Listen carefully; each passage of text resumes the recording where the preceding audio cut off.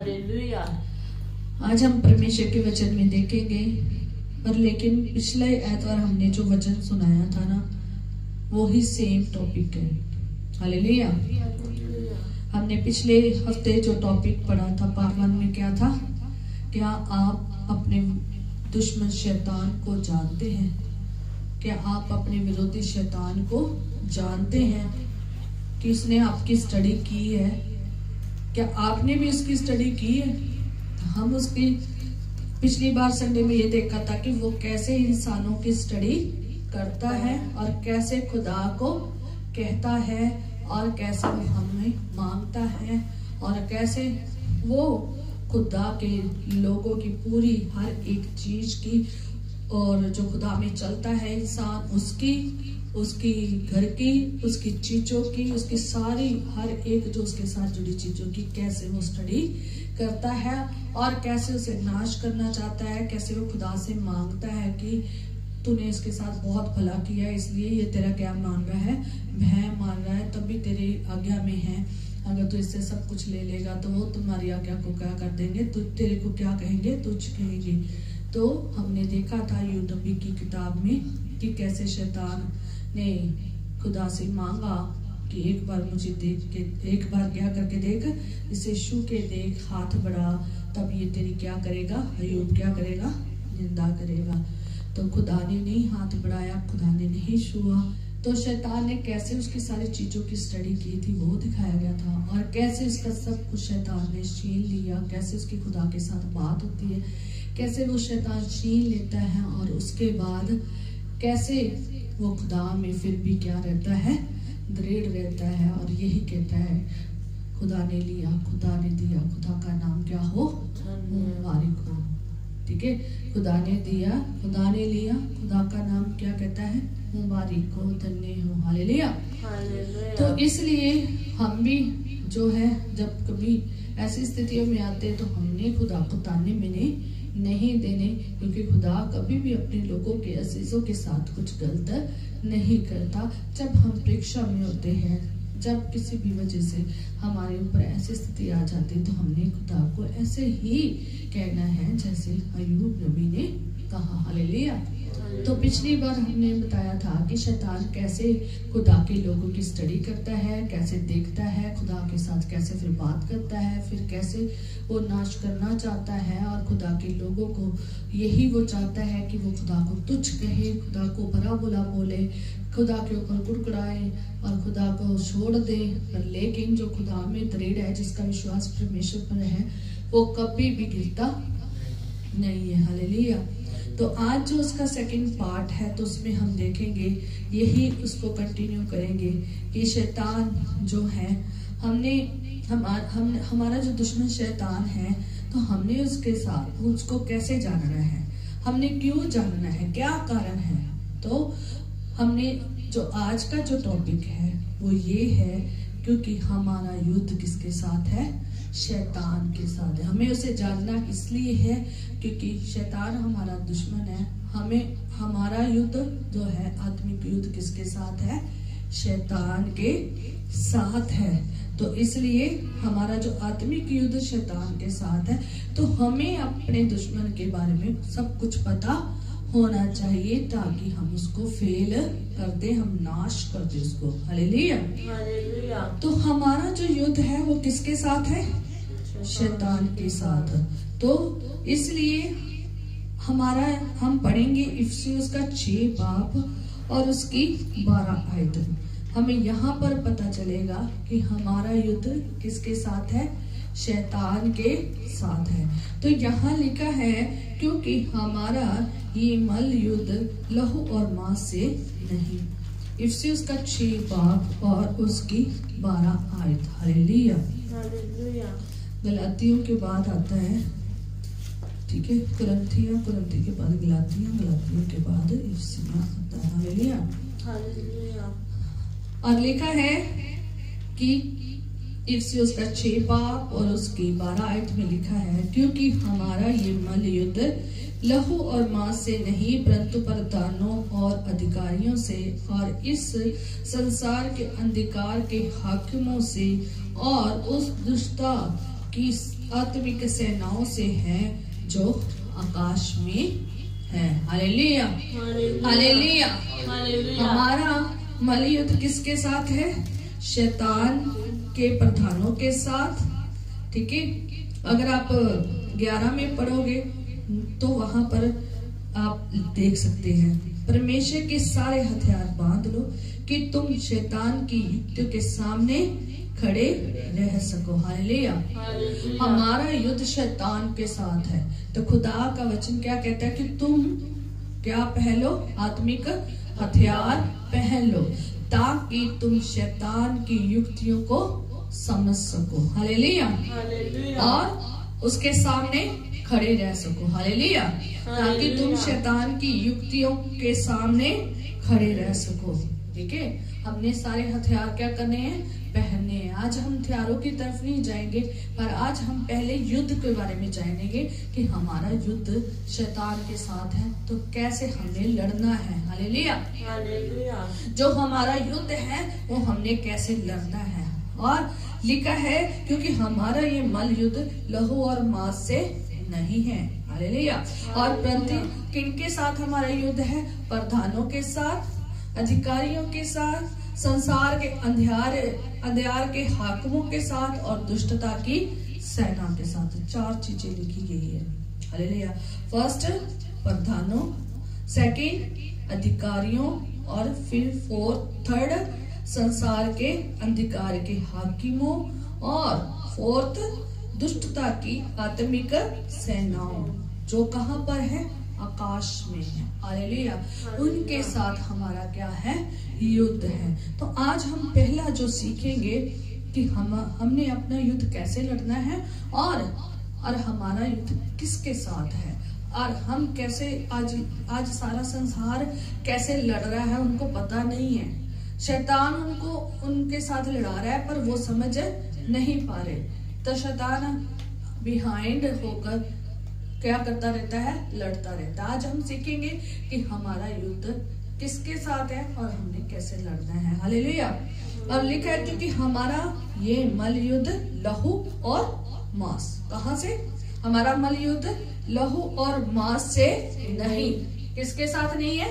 लहू और मांस। हमारा मल युद्ध लहू और मांस से नहीं है। हालेलुया। ना तो किसके साथ है? लहू के साथ, और ना ही मांस के साथ। हालेलुया। तो लहू और मांस किस में होता है? इंसान में, इंसानों में होता है। ठीक है, और जानवरों में होता है ना। जिन चीजों में लहू है और मांस है, हमारा युद्ध उनके साथ नहीं है।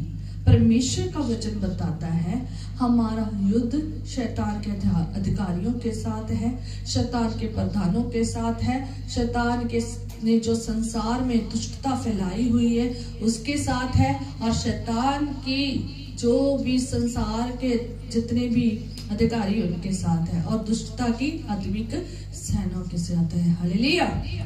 तो हमारा जो मल युद्ध, हम पहले ये सीखेंगे कि जो हमारा मल युद्ध लहू और मांस से नहीं है। हमें ये जो इंसान को ये शरीर दिया गया है वो किसके लिए दिया गया है? ये किसका बना हुआ है? लहू और मांस का है। आज अगर लहू खत्म हो जाता है बिल्कुल किसी में, तो क्या हो जाता है? इंसान खत्म हो जाता है ना। मांस अगर सारा खत्म हो जाए तो क्या हो जाएगा? इंसान खत्म हो जाएगा। तो इसलिए ये हमें ये शरीर जो मिला है किस चीज का मिला है? लहू और मांस का है। हम जितने जीवित प्राणी हैं कैसे हैं? लहू और मांस से बने हुए हैं। हमारा किसी के साथ कोई लहू से और मांस से कोई भी दुश्मनी नहीं है। हालेलुया। और जो लहू और मांस इंसान को दिया गया है वो एक नाशवान है। एक दिन ये क्या हो जाएगा? नाश हो जाएगा। जिस दिन इसकी घड़ी खत्म होगी उस दिन ये शरीर जो हमें खुदा ने दिया है एक दिन क्या हो जाएगा? खत्म हो जाएगा। और हम देखते हैं कि खुदा ने कभी भी किसी को बुरा नहीं बनाया। पहले हम सीखेंगे कि खुदा ने किसी इंसान को बुरा पैदा किया है? किसी इंसान को खुदा ने बुरा पैदा नहीं किया। ना ही खुदा ने उसको दुष्ट बनाकर भेजा, ना ही खुदा ने उसको कुछ भी ऐसा गलत ना। जब इंसान पैदा होता है ना वो दुष्ट होता है ना। ना बेचारे को कुछ पता होता है, ना लड़ाइयों का, ना झगड़ों का, है ना मार पीट का, और ना ही वो घमंडी होता है, ना ही वो कुछ भी नहीं होता। बचपन तक उसे कुछ भी नहीं पता होता, लेकिन जैसे जैसे वो बड़ा होता जाता है उसको अच्छे और बुरे का सब कुछ पता चलने लग जाता है। तब वो जाके क्या करना शुरू कर देता है, कुछ लोग अच्छी बातों में चलना शुरू कर देते हैं, कुछ लोग बुरी बातों में, कुछ अच्छी और बुरी दोनों में, सब मिक्सचर में कहीं चलते हैं ना। तो इसलिए खुदा ने कभी किसी को, इंसान को बुरा पैदा नहीं किया। खुदा ने जो किया अच्छा किया, कहता बहुत अच्छा किया, है ना।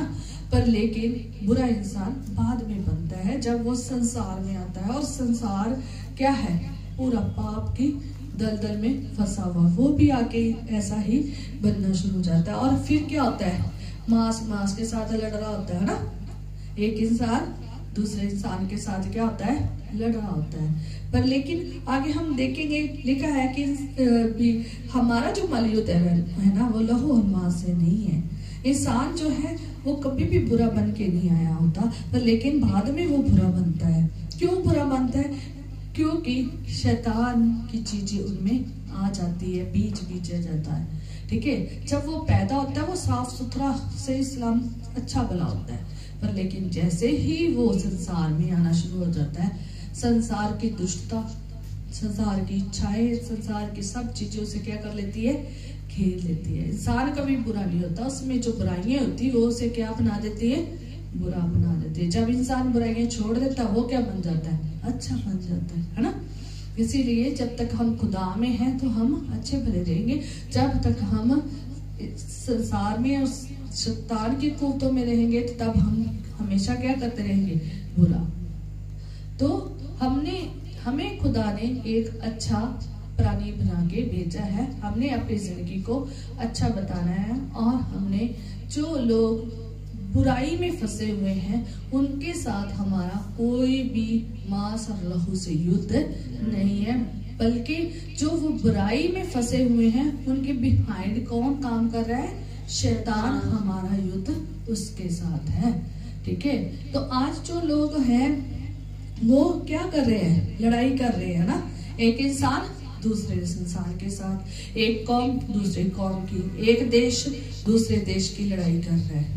काम कौन कर रहा है, शैतान कर रहा है ना, लड़ाइयां पैदा कर रहा है, शांति को भंग कर रहा है। पर लेकिन हमारा मल युद्ध जो है, हम जो आत्मिक रीति में चलते हैं, जो खुदा में चलते हैं, जब हम खुदा में आ जाते हैं तो हमारा युद्ध किसी भी इंसान के साथ नहीं है।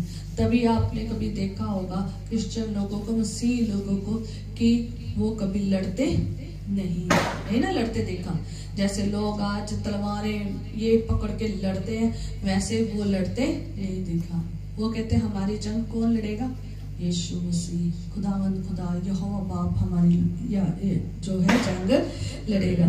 तो हमारा युद्ध किसी भी शरीर के साथ नहीं है, हमारा युद्ध किसी भी इंसान के साथ नहीं है। जीवित प्राणियों जुड़े हैं उनके साथ हमारा युद्ध नहीं है, ठीक है। पर लेकिन शैतान जो है वो यूज करता है, कैसे, सर्प को यूज किया है ना, सर्प को यूज किया, और इंसानों को यूज करता है ना, बहरमाने के लिए, भड़काने के लिए, ताकि वो खुदा के वचन से क्या हो जाए, घिस जाए, ठीक है। तो शैतान के साथ हमारा युद्ध है, जो बिहाइंड में बुरा बना रहा है ना इंसान को, हमारा युद्ध उसके साथ है। बल्कि इंसान जो लहू और मांस से बना है, हमारा युद्ध उसके साथ नहीं है। तो हमने फिर कैसे हमारा युद्ध, हम सीखेंगे आगे कि खुदा ने हमें क्या आगे सिखाया है कि हमें कैसे अपना आत्मिक युद्ध क्या है, लड़ना है। हमने शरीर में रहकर शैतान के साथ कैसे आत्मिक युद्ध लड़ना है। तो हमने, हमारा जो युद्ध है वो किसी इंसान के साथ नहीं है, उसको लहू लुहान नहीं करना, हालेलुया, उसका चीर फाड़ नहीं करना, उसको तलवार के साथ, चाकुओं के साथ मारना नहीं है। अगर उसने आपके साथ बदतमीजी की है, हमने उसको चीर फाड़ नहीं करना। जैसे हम संसार में देखते हैं, लोगों का गुस्सा इतना ज्यादा भड़का होता है कि अगर उनके साथ कोई गलत करता है ना, तो लोग उनका क्या कर देते हैं, कत्ल, है ना, कत्ल कर देते हैं। बुरा, अगर उसने बुरा किया तो उसने भी क्या करना है, बुरा। पर यीशु मसीह ने क्या कहा, अगर तुझे कोई एक गाल पे थप्पड़ मारे तुम दूसरा भी क्या कर दो, आगे कर दो। ठीक है, इससे क्या होगा, युद्ध खत्म होगा ना, लड़ाई बढ़ेगी नहीं, क्योंकि वो तो इंसान है, हमने उसको क्यों मारना है ना। अगर उसने हमारे साथ क्या किया है, गलत किया है, तो हमने उसको क्यों मारना है, क्योंकि वो क्या है, लहू और मांस का है, वो लड़ नहीं रहा। उनके बीच में जो शैतान है वो क्या कर रहा है, विरोधता कर रहा है, लड़ रहा है, वो हमको सता रहा है। ठीक है, तो इसलिए हमारा युद्ध जो है ना, किसी भी इंसान के साथ नहीं है। हमने किसी के ऊपर दोष नहीं लगाना, हमने किसी के ऊपर हंगामा नहीं करना, हमने किसी का खून खराबा नहीं करना, हमने किसी को चीर फाड़ नहीं करना। जैसे कि आज हम दुनिया में देख रहे हैं कि अन्य जातियों में यही चीजें सिखाई गई है ना, तलवार के बदले तलवार, है ना, ऐसे सिखाई गई है। उन्होंने भी ऐसे किया है और वो भी आगे ऐसे ही कर रहे हैं। वो भी क्या कर रहे हैं, हथियारे फड़कर क्या कर रहे हैं, एक दूसरे बंदे का क्या कर रहे हैं, खात्मा कर रहे हैं। जब भी कोई बंदा देखते हैं बुरा, तो उसका क्या कर देते हैं, खत्म कर देते हैं। क्या बुराई खत्म हो जाएगी, पर जो पीछे बिहाइंड बुराई पैदा कर रहा है उसको हमने खत्म करना है। लहू और मांस से बने हुए इंसानों को खत्म नहीं करना। आज अगर आप एक हथियारे को खत्म कर दोगे तो क्या हथियारा फिर खड़ा नहीं हो पाएगा, हो पाएगा ना, कैसे खड़ा हो पाएगा, क्योंकि जो मेन बिहाइंड शैतान है ना, वो खत्म नहीं हुआ। हालेलुया। हम लहू और मांस का खात्मा करी जा रहे हैं, है ना। हमारे यीशु मसीह ने हमें ये नहीं सिखाया। किसने नहीं सिखाया, हमारे यीशु मसीह ने यही नहीं सिखाया, और ना ही हमारे यीशु मसीह ने आके खून खराबा किया है, ना ही हमारे यीशु मसीह ने तलवार उठाई है, ना ही हमारे यीशु मसीह ने किसी का कत्ल किया, ना ही उसने किसी की कुर्बानी ली, ना ही उसने किसी के साथ वैर विरोध किया, ना ही उसने कोई किसी का नाश किया, ना ही उसका चीर फाड़ किया, कुछ भी नहीं किया। हमें भी ऐसे ही युद्ध लड़ना है जैसे यीशु मसीह ने लड़ा है। हालेलुया। उसकी भी विरोधता करने वाले बहुत लोग थे ना, उसके ऊपर थूकते थे, उसको मारते थे, उसको क्या करते थे, पत्थरवाह करते थे, शहर से बाहर निकाल देते थे, है ना, धक्के मार के बाहर निकाल देते थे ना। जब वो प्रचार करता था उसको भी कई लोग, बहुत सारे लोग पसंद नहीं करते थे, पर यीशु मसीह ने किसी को नहीं मारा, है ना। अगर उसको किसी ने पत्थर मारा, उसने पत्थर नहीं मारा, है ना। उसके ऊपर थूका, उसने थूका नहीं, है ना। उसने ऐसा व्यवहार नहीं किया, उसने नहीं कहा तुम खून बहाओ। अन्य लोगों में ये चीजें देख सकते हो, उनको ये चीजें सिखाई गई हैं, है ना, तो वो आज भी उनके जीवन में चली जाती है। खून खराबा करना, खात्मा करना इंसानों का खात्मा करके कुछ भी नहीं होगा, पाप तब भी खत्म नहीं होगा, इंसान खत्म हो जाएगा, और लेकिन जो बिहाइंड में शैतान है वो अभी भी किसी और को इस्तेमाल कर लेगा। ठीक है, और हथियारे खड़े हो रहे हैं, और चोरी करने वाले खड़े हो रहे हैं, और खून फाड़ करने वाले खड़े हो रहे हैं, और विवाद करने वाले खड़े हो रहे हैं। तो इसलिए जो हमारा युद्ध है ना, वो लहू और मांस से नहीं है, किसी इंसान से नहीं है। इसलिए यीशु मसीह ने इस धरती पर जब आया, उसने किसी का खून नहीं बहाया, उसने किसी का चीर फाड़ नहीं किया, उसने किसी को क्या नहीं किया, मारा नहीं, पीटा नहीं, उसकी टांगे नहीं तोड़ी, उसकी हड्डियां नहीं तोड़ी, है ना, उसको पत्थरवाह नहीं किया, किसी को थप्पड़ नहीं मारा। Hallelujah, hallelujah. तो उसने सिर्फ शैतान के साथ युद्ध किया। वो जानता था ये नहीं कर रहे, क्या कहता है यीशु मसीह क्रूस पर चढ़ के कि पिता इन्हें माफ कर, क्योंकि ये नहीं जानते ये क्या कर रहे हैं, ये नहीं जानते कि इन्हें शैतान इस्तेमाल कर रहा है, ये नहीं जानते ये इन्होंने क्रूस पर किसको चढ़ा दिया, यीशु नासरी को, ये नहीं जानते ये किसके साथ क्या व्यवहार कर रहे हैं। तो बहुत सारी चीजें जो यीशु नासरी पिता के साथ बातें कर रहा था ना। हालेलुया। तो इसलिए जब आपके साथ आप भी आत्मिक युद्ध में है, जब आप भी ऐसी कंडीशन में होते हैं, आप भी किसी के साथ खून फाड़ ना करें, चीर फाड़ ना करें, खून खराबा ना करें, किसी की विरोधता ना करें। हालेलुया। हालेलुया। यीशु मसीह ने सिर्फ एक जगह कोड़ा पकड़ा था, जब वो आराधनालय में डाकुओं की क्या बनी हुई थी, खे बनी हुई थी। वहां पर क्या चल रहा था, धंधा चल रहा था ना, पूरा क्या बेचा जा रहा था, बाहर व्यापारियों का व्यापार आते थे, बेचते थे, है ना, व्यापार चल रहा था। किसका, कबूतरों का, जानवरों का, है ना। यीशु मसीह ने सब क्या कर दिया, खोल दिया, सब भगा दिया, सब उनके लिए कोड़ा उठाया। अगर हमें कोड़ा अपनी जिंदगी में अगर उठाना भी पड़े अपने खुदा के घर के लिए, तो वो कोई गलत नहीं है। अगर हमें अपने घर को बचाने के लिए अगर हमने गुस्सा कर भी दिया तो वो गलत नहीं है, क्योंकि वो हमने अपने घर के लिए किया है ना, अपने धार्मिक चीज के लिए किया है। पर लेकिन यीशु मसीह ने किसी का चीर फाड़ नहीं किया, उसने खुदा के घर को पवित्र बनाने के लिए किया है, उसने खुदा की हजूरी को पवित्र रहने के लिए किया है। जो खुदा के घर में गलत हो रहा था उसको हटाने के लिए किया है। खुदा का घर कोई व्यापार का घर नहीं है, खुदा का घर कोई चीजों को बेचने वाली जगह नहीं है, यहाँ पर बेचने वाला स्थान नहीं है। ये खुदा का घर पवित्र घर है। हमें खुदा के घर में रहकर कोई भी चीज ऐसा नहीं करना जैसे वहां पर व्यापार चल रहा था, है ना। हमें चर्च के बाहर करो, है ना, चर्च के अंदर ऐसा कुछ भी नहीं होना चाहिए। अगर हम हमारे चर्च में अगर कोई ऐसा गलत कर रहा है तो हम उसको रोक सकते हैं, बोल सकते हैं, हटा सकते हैं, क्योंकि हमने खुदा के घर को क्या करना है, पवित्र बनाना है। हालेलुया। तो हमारा जो मलयुद्ध है वो खून और खराबे का नहीं है, मांस को मांस के साथ लड़ना नहीं है और खून को खून के साथ लड़ना नहीं है। हालेलुया। हमारा जो मलयुद्ध है वो शैतान के साथ है, और शैतान के साथ जब हमने लड़ना है ना तो वो आप यीशु मसीह से सीख सकते हैं। हालेलुया। और कहाँ सीखते हम, मत्ती रसूल की इंजील इसका 4 बाब में। हालेलुया। जब यीशु मसीह की परीक्षा हुई तो वहां पर शैतान उसकी परीक्षा करने के लिए आया। यीशु मसीह ने किया रूह की तलवार का। हमारे पास भी रूह की तलवार होनी चाहिए। हालेलुया। हमने जब किसी के साथ हमने कोई हमसे बात करना, हमने रूह की तलवार का इस्तेमाल करना है। हालेलुया। हमने खुदा के चरणों में रह के रूह की तलवार का इस्तेमाल करना है। हालेलुया। जैसे यीशु मसीह ने किसके शैतान के साथ कैसा विरोध किया, यीशु मसीह ने शैतान को कैसे हटा दिया अपनी जिंदगी में से, कैसे खत्म कर दिया, दूर कर दिया, रूह की तलवार के।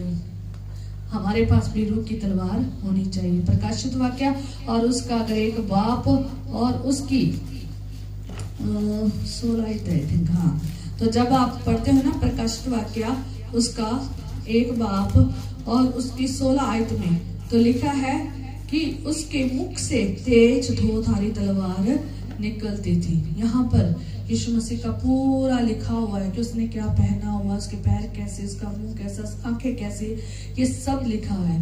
तो उसकी जुबान में से क्या निकलती है, उसके मुंह से क्या निकलती है, तेज धारी 2 धारी तलवार निकलती है।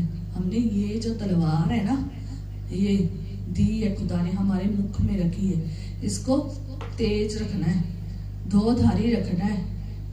किसका फाड़ करने के लिए, शैतान का। हालेलुया। हमने वो इंसानी तलवार फड़ के नहीं फाड़ फोड़ करना, है ना, हमने रूह की तलवार का क्या करना है, इस्तेमाल करना है। जब हम इफिसियों का 6 बाब उसके 11 में पढ़ते तो वो कहता कि तुम, परमेश्वर का वचन क्या कहता कि तुम क्या पहन लो, आत्मिक हथियार पहन लो। तुम शैतान की युक्तियों को क्या कर सको, ताकि क्या कर सको, खत्म कर सको। हालेलुया। ताकि तुम युक्तियों को क्या के सामने क्या हो सको, खड़े हो सको। हालेलुया। जैसे यीशु मसीह खड़ा रहा वैसे हमें भी शैतान की युक्तियों के सामने खड़े होने के लिए आत्मिक हथियार की जरूरत है। और हमें आत्मिक हथियार ऐसे ही इस्तेमाल करना है जैसे यीशु मसीह ने मत्ती रसूल की इंजील उसका 4 बाब में इस्तेमाल किया। खुदा ने भी हमें कहा रूह की तलवार ले लो। आप इफिसियों का 6 बाब उसकी 17 आयत में पढ़ सकते हो। कहता है तुम क्या ले लो, रूह की तलवार ले लो, जो कि क्या है, परमेश्वर का वचन है, तुम ले लो। आज हम इसी को नहीं पढ़ते और शैतान आता है हमारे साथ विरोधता करके चला जाता है और हम घर में एक दूसरे के साथ लड़ते झगड़ते रहते हैं ना, एक दूसरे को चीर फाड़ करने को, एक दूसरे को खाने को, एक दूसरे को मारने पीटने को। कई लोगों के घर में कत्ल ही हो जाता है ना, बंदे को खत्म ही कर देते हैं। ये नहीं पता उनके बिहाइंड में कौन काम कर रहा था, शैतान। हालेलुया। तो इसलिए आगे हम एक और वचन देखेंगे, यूहन्ना उसकी 18 बाब उसके 10 निकालना मतलब, वैसे मैं तुम्हें बता देती हूँ कि जब गतसमनी बाग में यीशु मसीह को पकड़ने के लिए आए तो वहां पर क्या हुआ, जैसे ही यीशु मसीह को पकड़ने के लिए आए गतसमनी बाग में, यूहन्ना उसकी 18 बाब और उसके 10 में लिखा है कि पतरस ने क्या कर ली, अपनी तलवार निकाल दी और महायाजक का जो सिपाही था उसके दे मारी, तो उसका कान क्या हो गया, निकल गया, काट दिया उसका कान, उसने क्या कर दिया, काट दिया। यीशु मसीह ने क्या कहा कि तलवार अपनी कहाँ रख ले, म्यान में।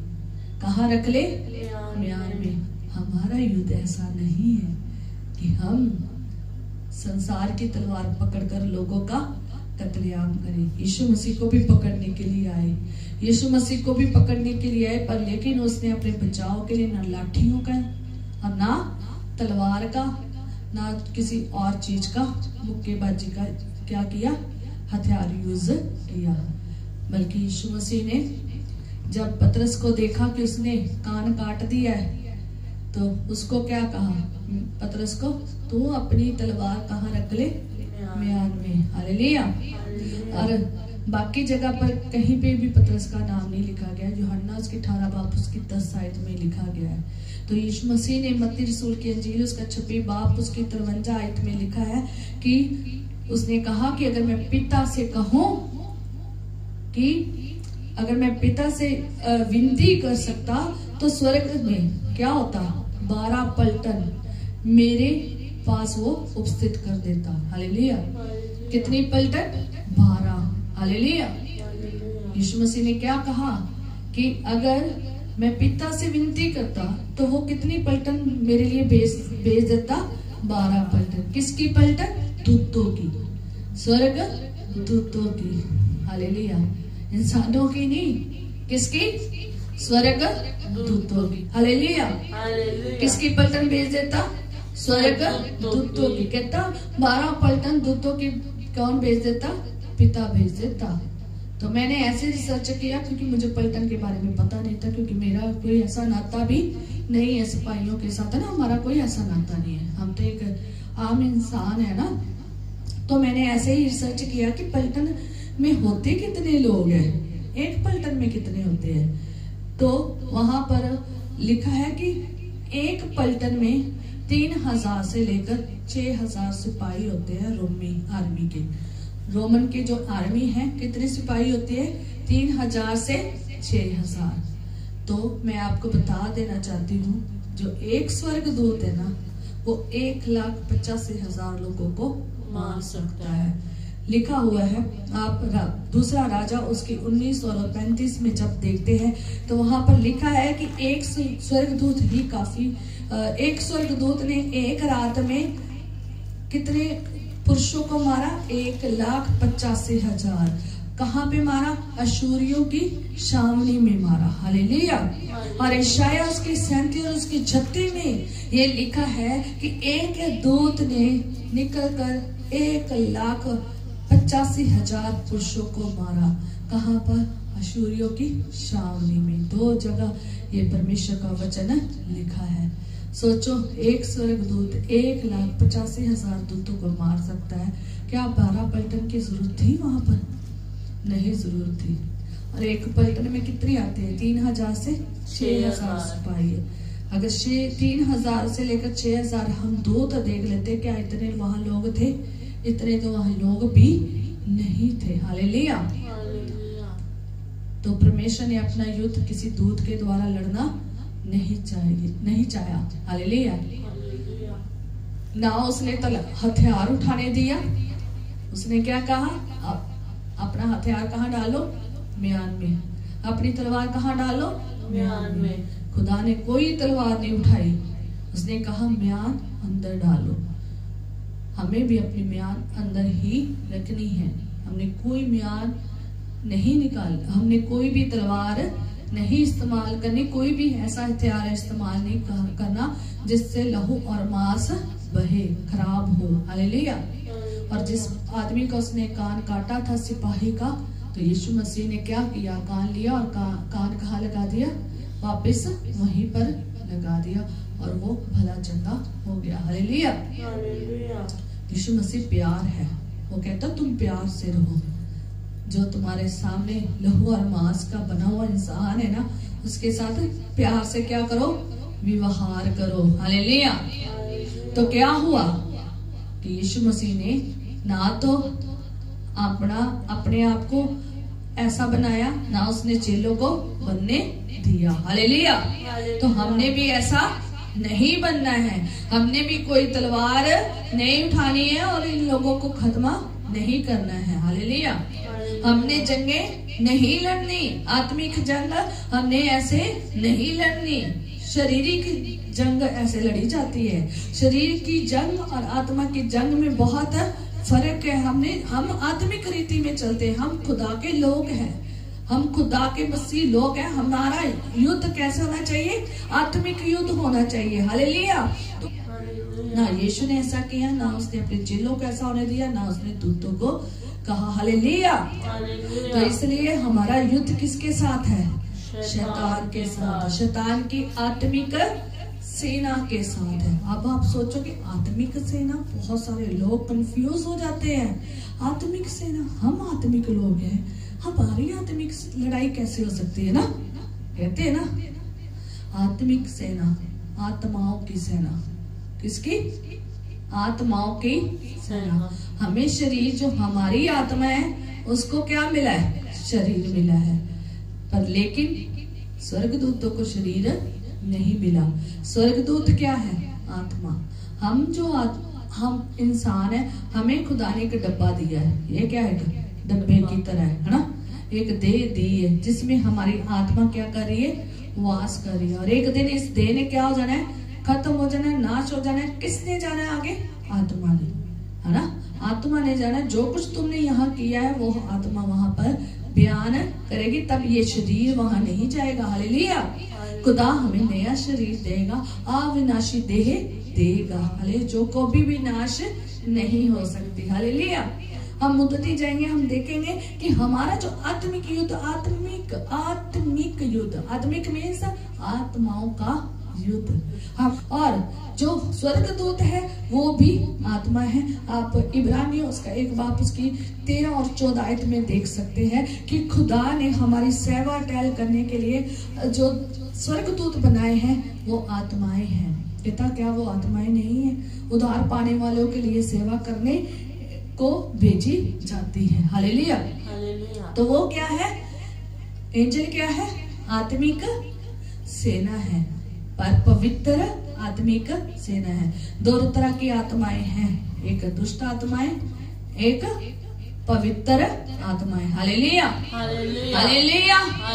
एक पवित्र आत्माएं और एक दुष्ट आत्माएं। अब पवित्र आत्माएं कौन सी है, खुदा के लोग।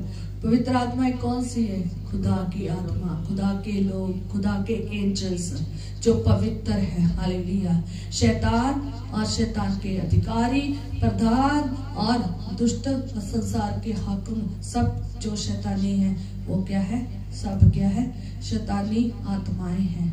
आत्मिक आत्माएं, शैतानी आत्माएं हैं, आत्मिक आत्माएं, उनको क्या बोला गया, आत्मिक। हालेलुया। मतलब आत्मिक मतलब आत्माएं। हालेलुया। समझ आ गई। अब वो आत्मिक ये नहीं कि वो स्पिरिचुअल हो गए, पवित्र हो गए। हम पवित्र आत्माएं हैं, हम पवित्र सब आत्माएं हैं। और जो खुदा के एंजल्स हैं वो क्या है, पवित्र आत्माएं हैं। ठीक है। और जो शैतान और शैतान की सेना है वो क्या है, दुष्ट आत्माएं हैं। समझ आ गई? इस कारण आत्मा और आत्मा की लड़ाई है, ना कि आत्मा और मांस और लहू की लड़ाई है। हालेलुया। समझ आ गई? ये हमारी लड़ाई मांस लहू से नहीं है, हमारी लड़ाई आत्मा और आत्मा से है। एक पवित्र आत्मा से किसकी लड़ाई है? दुष्ट आत्मा से। हमने जो दुष्ट आत्माएं लोगों के बीच में, घरों के बीच में, परिवारों के बीच में और कलीसिया के बीच में काम करी, उनके साथ लड़ना है। और लड़ना कैसे है? रूह की तलवार के साथ, दुआ के साथ, उपवास के साथ। Hallelujah, hallelujah, hallelujah, hallelujah. तो इसलिए हमें शरीर मिला है ताकि इसमें क्या रहे? आत्मा रहे। हालेलुया। और हमारी आत्मा को एक शरीर मिला है। और सेकंड हमने देखा है कि एंजल्स जो हैं, खुदा के एंजल्स हैं, वो क्या है? आत्माएं हैं। ये मैंने आपको बोला है कि इब्रानियों उसका 1 बाब उसकी 13 और उसकी 14 में आप पढ़ सकते हैं। और एंजल्स हमारी हेल्प के लिए है, हमारी तेज सेवा के लिए है, हमारी मदद के लिए है, हमारी सहायता के लिए है। ये सिर्फ किन लोगों के लिए है? ये भी बता देना चाहती हूँ कि उद्धार पाने वालों के लिए सेवा करने को भेजे जाते हैं। किसके लिए? जिन्होंने उद्धार पाया है। हालेलुया। जिन्होंने क्या पाया है? उद्धार पाया, उनकी सेवा के लिए ठहराए गए। हालेलुया। हमने क्या पाया? हमारे लिए क्या ठहरे हैं? एंजल्स। तो इसलिए हमारी वो क्या कर रहे हैं? सेवा।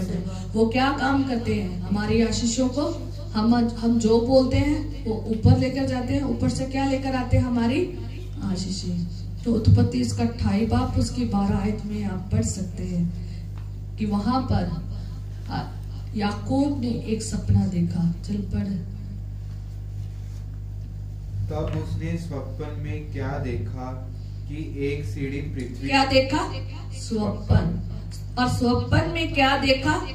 कि एक सीढ़ी पृथ्वी पर खड़ी है। एक सीढ़ी पृथ्वी पर खड़ी है और उसका सिरा स्वर्ग तक पहुंचा है। उसका सिरा कहाँ तक पहुंचा है? स्वर्ग तक। कहाँ लगी हुई है? सीढ़ी धरती से स्वर्ग तक। Hallelujah, hallelujah. और परमेश्वर के दूत उस पर से चढ़ते उतरते हैं। हालेलुया। हालेलुया। उसने क्या देखा? दूत क्या चढ़ रहे? कुछ दूत ऊपर चढ़ रहे, कुछ दूत नीचे आ रहे हैं। नीचे आ रहे। उसने क्या देखा? स्वप्न। क्या देखा? स्वप्न। आज बहुत सारे लोग कहते हैं स्वप्न नहीं देख रहे। कारण है क्यों नहीं देख रहे? क्योंकि खुदा ने आने वाले समय की चीजें नहीं दिखा रहे। खुदा ने दिखा ही नहीं रहा कि वो उनकी जिंदगी में क्या चल रहा है। खुदा अपने लोगों को सपनों के जरिए बताता है कि तुम्हारी जिंदगी में क्या चल रहा है। किसी को भविष्यवाणी के जरिए बताता है, किसी को गौवा के जरिए, है ना, तो किसी को किस तरीके से। पर लेकिन बहुत सारे लोग ज्यादा तौर पर सपन ही देखते हैं और सपनों में ही पता चलता है कि आगे आने वाले समय में उनके साथ क्या हैपन होने वाला है। हालेलुया। तो इसने क्या देखा? स्वप्न देखा। अगर आज आप सपन नहीं देख पा रहे हैं तो खुदा को कहे, खुदावन तू मुझे सपन में दिखा, मेरा इस टाइम मेरा स्टेटस क्या है, मेरे घर का स्टेटस क्या है। हालेलुया। तो आपने कभी दुआ की ही नहीं है तो कैसे होगा? हालेलुया।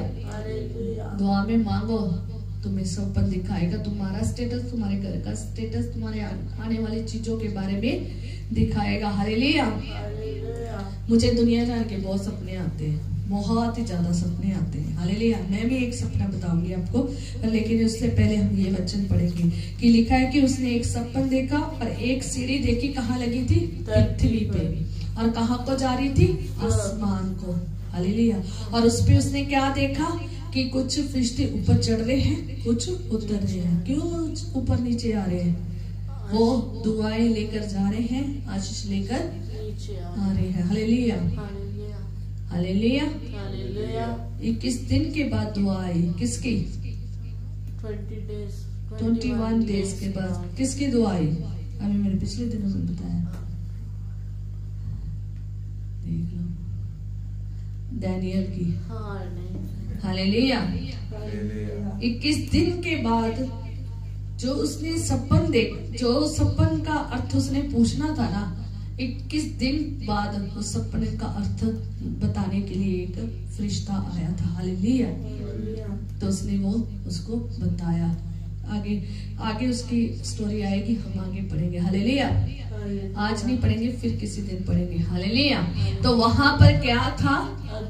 लड़ाई चल रही। तो वहां पर हम देखते हैं कि जो एंजल्स है वो सीढ़ी से ऊपर जा रहे हैं और सीढ़ी से नीचे आ रही है। वो हमारी दुआओं को ऊपर लेकर जा रहे हैं, आशीषों को क्या लेकर आ रहे हैं? नीचे। हमारे लिए संदेश नीचे लेकर आ रहे हैं। डैनियल के लिए संदेश नीचे लेकर आए, है ना। और मरियम, जो हमारी मरियम माँ है, उसके लिए क्या लेकर आए? माँ मरियम के लिए संदेश कहाँ से आया? स्वर्ग से नीचे। माँ मरियम के पास क्या आया? स्वर्गदूत। कौन सा स्वर्गदूत? जब्राइल, है ना। जब्राइल पंजाबी में, हिंदी में, और लेकिन इंग्लिश में क्या है? गैब्रियल। हालेलुया। तो गैब्रियल स्वर्गदूत क्या आया? नीचे आया। पहले जकरिया के पास गया, फिर उसके बाद किसके पास आया? किसके पास? माँ मरियम के पास। हालेलुया। माँ मरियम के पास आया। यूसुफ को भी सपना आया था। यूसुफ को भी सपने में स्वर्गदूत ने संदेशा दिया था। हालेलुया। तो इसलिए सपन आते हैं और सपनों में परमेश्वर अपनी बातें बताते हैं। हालेलुया। जब यीशु मसीह ने पैदा होना था, जब यूसुफ ने माँ मरियम को छोड़ देना था, पर लेकिन सपन में कौन आया? स्वर्गदूत आया और उसे क्या कि तुम इसे छोड़ मत, जो भी है कहाँ से है? पवित्र आत्मा की ओर से है। हालेलुया। तो इसलिए सपन आते हैं। अगर आपको सपन नहीं आते हैं, अगर आपको सपन आते हैं और उसका मीनिंग नहीं जानते हैं, तो आप देखें, तो आप सीखें बाइबल में से और खुदा के लोगों से। वो तुम्हें सपन का मीनिंग बता देंगे और बता देंगे कि खुदा आने वाले समय में तुम्हारे साथ कौन सी बात करते हैं। हालेलुया। और हम देखते हैं कि सीढ़ी में याकूब जो है, उसने सपन देखा, एक सीढ़ी देखी, और सीढ़ी कहाँ लगी थी? जमीन से, और ऊपर एक सिरा लगा था आसमान की तरफ, और ऊपर और नीचे कौन आ रहे थे? स्वर्गदूत चढ़ते और उतरते नजर उसको आए। हालेलुया। हमारी आशीषें ऐसे हमारी सेवा सैर करने के लिए स्वर्गदूत नीचे उतरते और चढ़ते हैं। आप आसमान को खुला देख सकते हैं। हालेलुया। आसमान हमेशा खुदा ने आपके लिए खोला हुआ है, सिर्फ आपकी आंखें देखने के लिए नहीं है। तभी आप आपकी आंखें देख सकती हैं खुले हुए आसमान को, जब आप धोया जीवन और वचन को जानते। जब आप इस वचन को जानते नहीं है, कैसे आप कहेंगे खुदावत मुझे सपन दिखा, मुझे आने वाले समय की बातें बता, मुझे विश्वानी का दे मसा, है ना, मुझे अंगों का मसा दे, है ना, कि मैं आने वाले समय की बातों को समझ सकूं, मुझ में क्या प्रॉब्लम है मैं समझ सकूं, है ना, मेरी कलीसिया में क्या प्रॉब्लम है मैं समझ सकूं। वो आगे कलीसिया बदले ना बदले, वो खुदा उनके ऊपर छोड़ दे कि तुम इन विश्वानियों को सुनकर बदलते हो या नहीं बदलते। हालेलुया। रिसीव करते हो या नहीं करते, ज्यों के त्यों रहते हो, वो आपके ऊपर है। हालेलुया। हालेलुया। इसलिए खुदा के वचन में बने रहें। अगर आप खुदा के वचन में नहीं बने रहेंगे, आप सीख भी नहीं पाएंगे। हालेलुया। और हम देखते हैं कि एक सपना किसको आया? याकूब को सपना आया। याकूब को भी बहुत सपने देख सकते हैं, पुराने नियम में भी और नए नियम में भी। ठीक है। अर्थ बताने वाले भी थे सपनों के। कौन कौन बताता था? यूसुफ। और कौन बताता था? दानियल। ये अर्थ बताते थे। खुदा ने स्पेशल चुना था इनको सपनों का अर्थ बताने के लिए। हालेलुया। हालेलुया। और खुदा ने हमें इसीलिए चुना है कि हम सपनों को देखें, आने वाले समय को देखें और खुदा के चीजों को समझे। खुदा हमसे बात करता है आने वाले समय के बारे में। हालेलुया। मैंने भी एक सपना देखा, मैंने उसको बताती हूँ कि मैंने एक सपना देखा, मैंने भी एक सीढ़ी देखी, पर मैंने उसमें स्वर्गदूत नहीं देखा। हालेलुया। मैंने एक सपना देखा, मैं देखा कि बहुत ही प्यारी सीढ़ी है, इसका लाइट कलर है, बिल्कुल लाइट पिंक कलर और व्हाइट कलर की सीढ़ी देखी और काफी चौड़ी सीढ़ी थी, काफी अच्छी सीढ़ी थी। और मैंने वहां पर स्वर्गदूतों को किसी को नहीं देखा जो जैसा याकूब ने देखा, क्योंकि खुदा ने हर एक को अलग अलग तरीके से दिखाता है। हालेलुया। मैंने वो देखा कि काफी सीढ़ी सजी हुई है, जैसे शादियों में सजती है ना, तो वैसे सजी हुई है। पर वो ये लाल नीले पीले नहीं मैंने देखे, मैंने सिर्फ उसमें लाइट कलर देखा, लाइट पिंक और लाइट और व्हाइट कलर देखा। ये चीजें लाइट कलर की देखी कि पूरी सीढ़ी ऐसे सजी हुई है, इधर से भी सजी हुई है और जा रही हूँ मैं, और मैं सीढ़ियां चढ़ के ऊपर को आ रही हूँ, पर मेरे आगे कोई एक पर्सन है, काफी इतनी सी हाइट का एक पर्सन है, इतनी सी हाइट का। तो वो आगे आगे मेरे चल रहा है, उसने काफी लंबा चोला पहना हुआ है और उसके बाल इतने इतने हैं, तो वो मेरे आगे चल रहा है। मैंने उसका चेहरा नहीं उस टाइम देखा, जब वो जा रहा है तो मैं उसके पीछे पीछे जा रही हूँ। तो मैं जब जा रही हूँ तो मैं एक जगह पर खड़ी हो जाती हूँ, तो वो जो आदमी है वो आगे जाके खड़ा चला जाता है ऊपर, और हम देखते हैं कि जैसे हम यहाँ खड़े हैं, ऊपर सीढ़ियाँ जा रही है ना, ऊपर एक जगह आती है ना खड़े होने के लिए, तो वो वहां पर खड़ा हो गया है। मैं ऊपर सीढ़ी नहीं चढ़ रही, मैं नीचे से तो ऊपर तक काफी आ गई हूँ, पर लेकिन एक जगह मैं क्या हो गई हूँ, रुक गई हूँ। और जब मैं रुक जाती हूँ तो मैं देखती हूँ कि सीढ़ी के ऊपर आगे कौन जा रहा है, और मैं जब ये देख रही हूँ तो मुझे ऊपर जाना चाहिए या नहीं जाना चाहिए। तो मैं जब ये देख रही हूँ तो वहां पर वो जो आदमी है उसने पीछे मुड़कर मुझे देखा है ऐसे करके, और जब वो मुझे पीछे मुड़कर देखता है तो मैं आगे जब उसको देखती हूँ तो मैं कहती हूँ ये तो यीशु है। हालेलुया। मैंने जबकि यीशु मसीह की कोई शक्ल नहीं देखी, हम फोटोओं में देखते हैं, पर लेकिन कुछ फोटोएं उनके जैसी नहीं है। हो सकता है खुदा उनको अलग तरीके से दिखाता हो, तभी तो ये फोटोएं उन्होंने बनाई है। पर कुछ ऐसी फोटोएं हैं जो उसके साथ सेम उसके स्ट्रक्चर के साथ मैच करती है। और मैं नहीं कभी कहती कि तुम उन फोटोओं को मानो, लोगों ने वैसे अपना एक्सपीरियंस क्या किया हुआ है, शेयर किया हुआ है, जो उन्होंने देखा उन्होंने बता दिया है ना, पिक्चर बना दी। पर लेकिन मैं तो ऐसी इतनी बड़ी महान नहीं हूँ कि जो पिक्चर बना दूं। और लेकिन मैं उस आदमी को जब देखा, उसने बिल्कुल लाइट कलर पहना हुआ है, उसके कपड़े लाइट कलर के हैं बिल्कुल, और वो सीढ़ी के ऊपर चढ़ रहा है। मैं उसके पीछे पीछे तो आ रही हूँ, पर एक जगह मैं रुक जाती हूँ। जब रुक जाती हूँ तो सामने में क्या देखती हूँ कि वो भी रुक जाता है, और पीछे मुड़ के जब वो मुझे देखता है तो उसने मुझे कुछ भी कहा, एक सिर्फ इशारा किया है। और वो आदमी इतना ज्यादा शांत है, वो इतना ज्यादा शांत है कि वो कोई भी शब्द उसने नहीं बोला। इतनी सुकून, इतनी शांति है ना उसमें। सारी तरफ बहुत शोर है, लोग बहुत वहां पर शोर कर रहे हैं, कोई यहाँ जा रहा है, कोई वहां जा रहा है, पर लेकिन उस सीढ़ी में कोई नहीं चढ़ रहा। सिर्फ एक यीशु मसीह जा रहे हैं, उनके पीछे जा रहे हैं, और कुछ लोग वहां पर घूम रहे हैं। और जब मैं उनको देखती हूँ तो मैं भी रुक जाती हूँ, और वो मुझे रुक कर कहते, उन्होंने मुझे कोई वर्ड नहीं बोला, उन्होंने सिर्फ मुझे ऐसे इशारा किया कि ऊपर आ जा। जैसे ऊपर आने का इशारा करते हैं ना, ऐसे इशारा किया। हालेलुया। और जैसे इशारा किया तो मैं उसकी तरफ देख रही हूँ, तो उसी टाइम मेरा सपना टूट गया। हालेलुया। तो मैं वहीं पर देख रही हूँ, पर लेकिन जब मैंने देखा तो मैंने कहा ये तो यीशु है।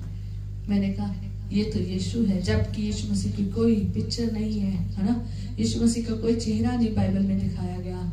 अगर दिखाया गया है तो हम उसको यहाँ पर बताया तो गया है कि कैसा है वो, पर लेकिन अगर इंसानी रूप का चेहरा नहीं दिखाया गया। हालेलुया।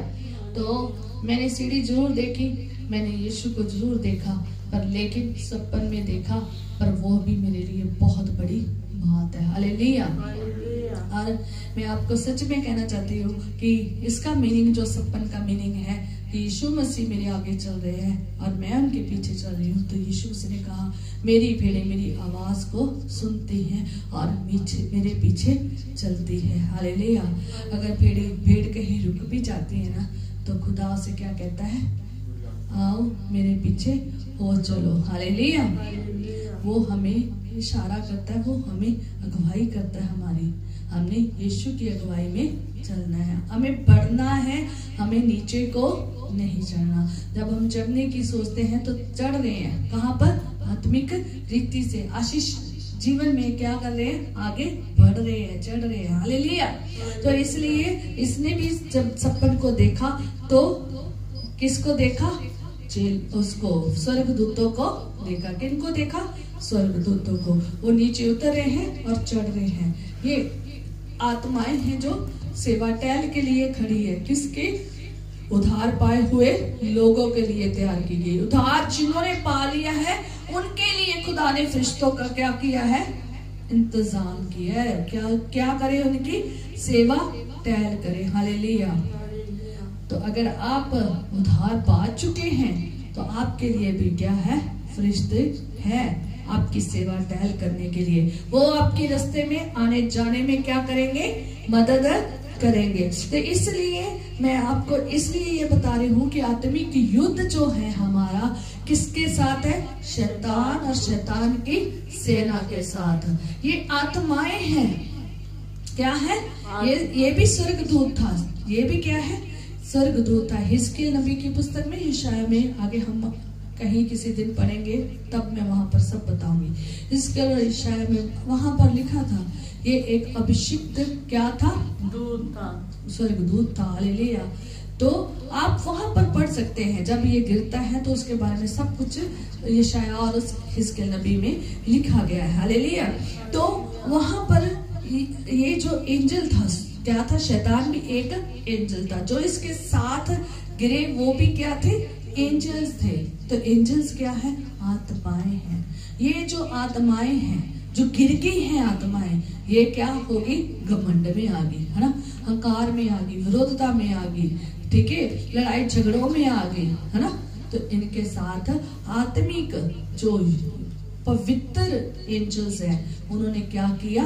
युद्ध किया और इन दुष्टता की सेना को क्या कर दिया? हरा दिया। ये प्रकाशित वाक्य 12:7 में वहां युद्ध आप देख सकते हैं। हालेलुया। किसका युद्ध हुआ?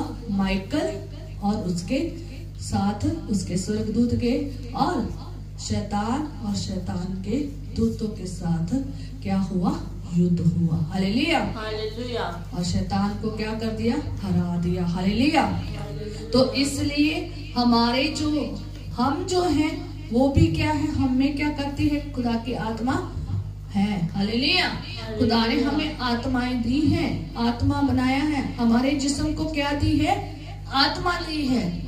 और हमने आत्मिक तौर पर शैतान की दुष्टता जो आत्मिक सेना है ना उसके साथ हमने युद्ध करना है। हालेलुया। हालेलुया। अब समझ आ गया आत्मिक युद्ध क्या है? आत्मिक युद्ध आत्माओं का युद्ध है।